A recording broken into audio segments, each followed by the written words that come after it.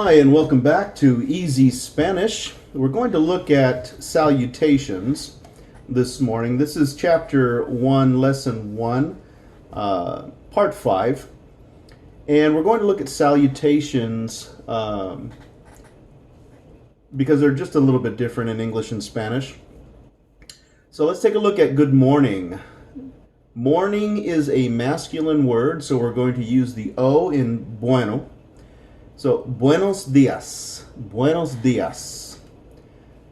Now, we haven't talked too much about accent marks. In English, we don't use them except in a dictionary or different types of marks to show emphasis. But in Spanish and other languages, they use the accent marks where the stress of the sound is stronger. And so, buenos días. See how it has a días? It's kind of like an upper and a lower sound register. Días. Buenos días. In the afternoon, we don't use this too much in the United States. We just say hi or hello. But in other cultures, especially in the Spanish culture, they use good afternoon a lot. Buenos tardes. Buenas tardes. Buenas tardes. Now, afternoon is feminine. So you'll notice the difference between buenos for day and buenas for afternoon. La tarde, right? Buenas tardes. Tar. Now this R is going to be like the double R but not as strong. Tar. Tardes. Tardes. It's almost like you're touching the R and not really doing anything with it with your tongue. Tardes. Buenas tardes. Now, when we enter a party or whatever in the evening, it's normal for us to say good evening. But in Spanish, they say good night to enter and to leave. And so, buenas noches is both good evening, saying hello, and good night, saying goodbye. It's kind of like aloha in Spanish. Aloha for hello and aloha for goodbye. It's kind of like the same idea.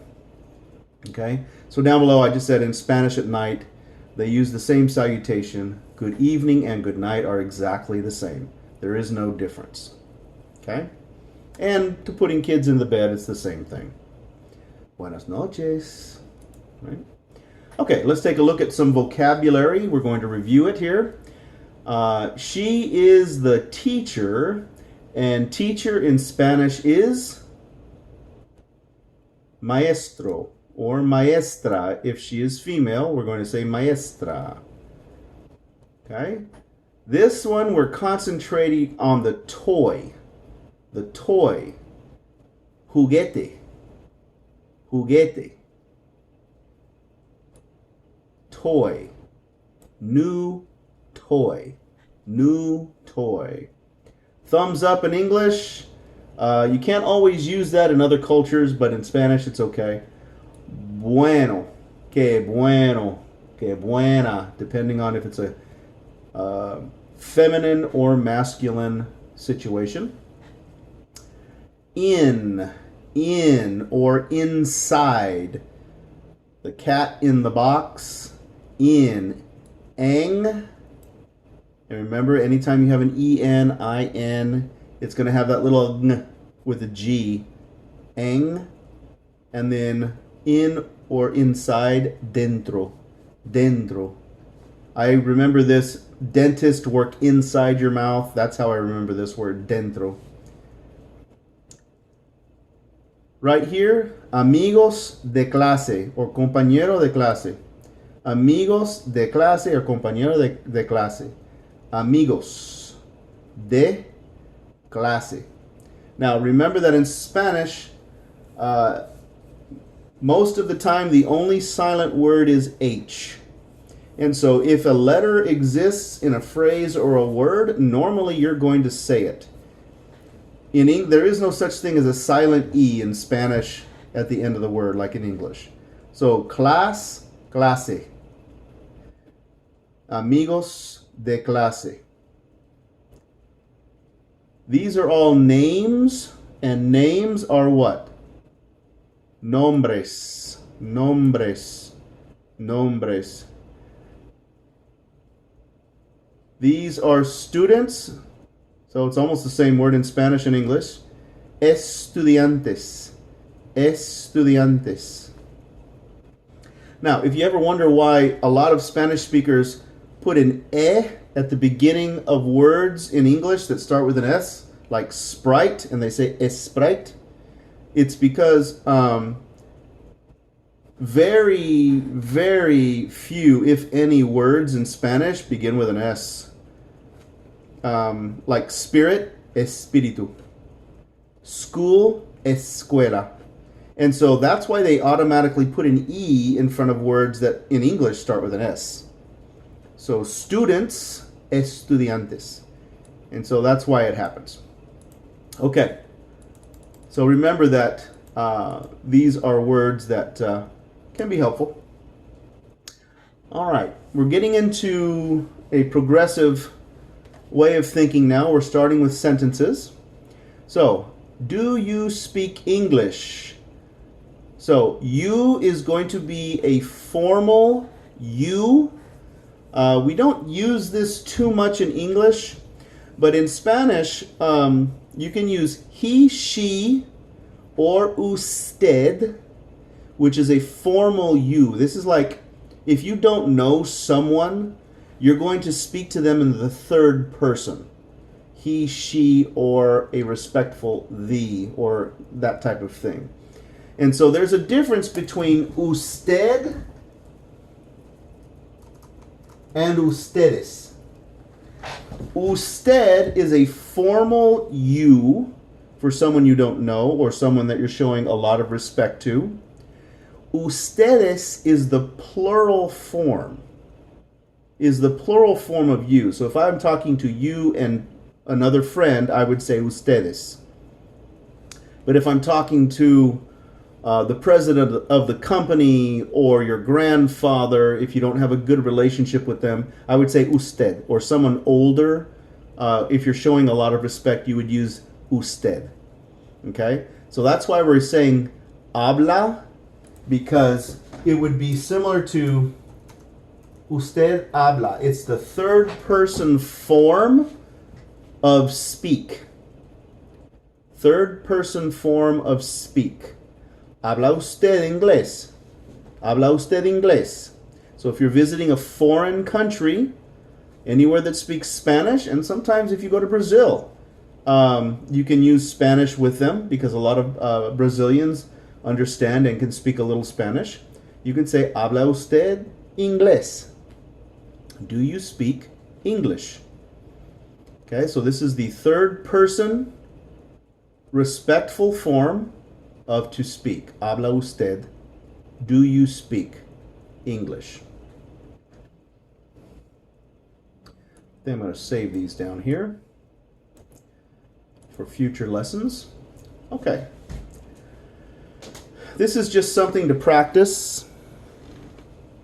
Now, remember that when we were talking about the verbs estar and ser, both of those mean to be.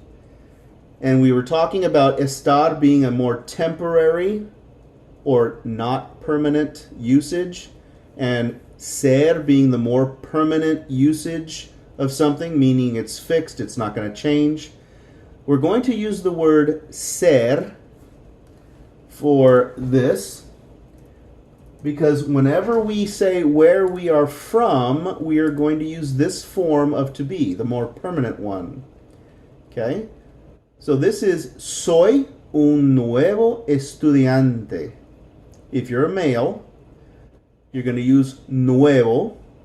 If you're a female, you're going to say nueva. Soy una nueva estudiante. I am a new student. Both of these mean exactly the same. This would be an attempt at English phonetics to pronounce Spanish. Nuevo, nueva. Nuevo, nueva. So it'll help you understand it, the pronunciation, just a little bit better. So, soy un nuevo estudiante. Soy una nueva estudiante. So the subject, or in this case, the adjective, The adjective is going to agree with the article. The subject is the student, but we're describing the gender of the student, and the article has to agree with the adjective and the subject. Same thing here. Soy un buen estudiante. Now notice un buen. This en is going to sound like ang in English. Buen.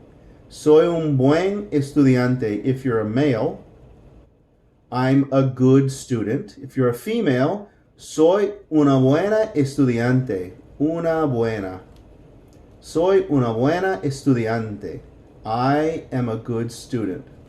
One good thing about Spanish is there are no contractions grammatically. Now, there are countries that will cut words and contract words, but it's not acceptable grammar in Spanish. Like if we do I am and we contract it to I'm, both are legitimate ways to write English. That's not the case in Spanish. Spanish is very strict in the way that they write Spanish, and so it'll vary on how people speak, but in writing there are no contractions whatsoever.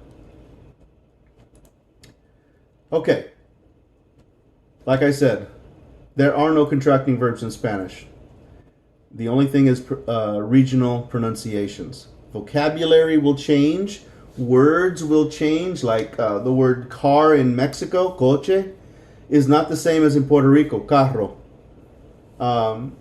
Beans in Mexico, frijoles. In Puerto Rico, habichuelas. And so you're going to have different words for different areas and different countries. People that speak, that come from Argentina, they use a lot of the ch. They replace the ch with the double L, so llaves in Spanish in Argentina would be chaves. And so you're going to have regional differences in how people pronounce things. But just remember that Spanish is Spanish, and the rules of Spanish don't change, but pronunciations do. Vocabulary does also. Okay. My name is John. Mi nombre es John. Mi nombre. My. There's your first possessive. My is me. Nombre es John. My name is John. Mi nombre es John.